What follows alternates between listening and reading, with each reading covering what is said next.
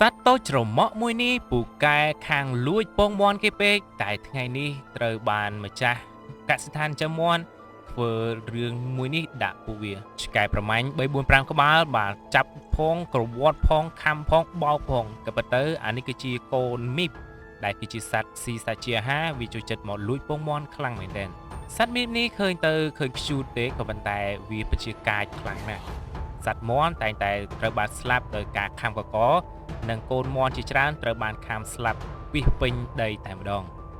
ម្ចាស់កសិដ្ឋានចាំមាន់តែងតែឆ្ងល់ថាហេតុអ្វីបានជាមាន់របស់គាត់ស្លាប់ជារៀងរាល់ថ្ងៃ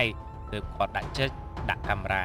បន្ទាប់មកក៏បានឃើញសត្វមីបដ៏ខ្ជូតស្រស់ស្អាតនេះមកប្រមាញ់មាន់គាត់ជារៀងរាល់យប់ផងដែរម្ចាស់មាន់ទ្រាំលែងបានទៀតហើយក៏ធ្វើរឿងមួយនេះដាក់សត្វមីបដើម្បីកម្ចាត់សត្វមីបចោលកុំឲ្យមកញញែកញញែកកន្លែងចិញ្ចឹមមាន់គាត់ទៀតសត្វមីបនេះពូកែសំបីតែឡើងដើមឈើក៏វាចេះឡើងដែរមិនមែនត្រឹមតែវានៅក្រោមដី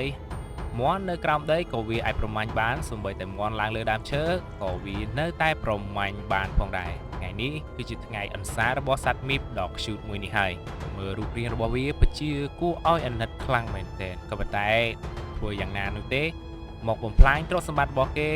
ថ្ងៃនេះវាត្រូវបានម្ចាស់កសិដ្ឋានកម្ចាត់ចោលតែម្ដងម្ចាស់កសិដ្ឋានបានប្រឡែងឆ្កែរបស់គាត់ចំនួន5ក្បាលដើម្បីកម្ចាត់សត្វមីបក្បាលនេះចេញពួកវាធ្វើការវាយប្រហារទៅកាន់សត្វមីបយ៉ាងខូខើជាទីបំផុតឲ្យមួយខាំកតុយឲ្យមួយខាំក្បាលទាញចុះទាញឡើងទាញចុះទាញឡើងមិនត្រឹមតែប៉ុណ្ណោះទេគឺចាប់បោកភីងភងពេញតែដីនឹងឯងតើបងប្អូនយល់ឃើញយ៉ាងណាដែរសម្រាប់ម្ចាស់កសិដ្ឋានធ្វើបាបសត្វទូចមួយនេះយ៉ាងដូចនេះជួយ comment នៅខាងក្រោមផង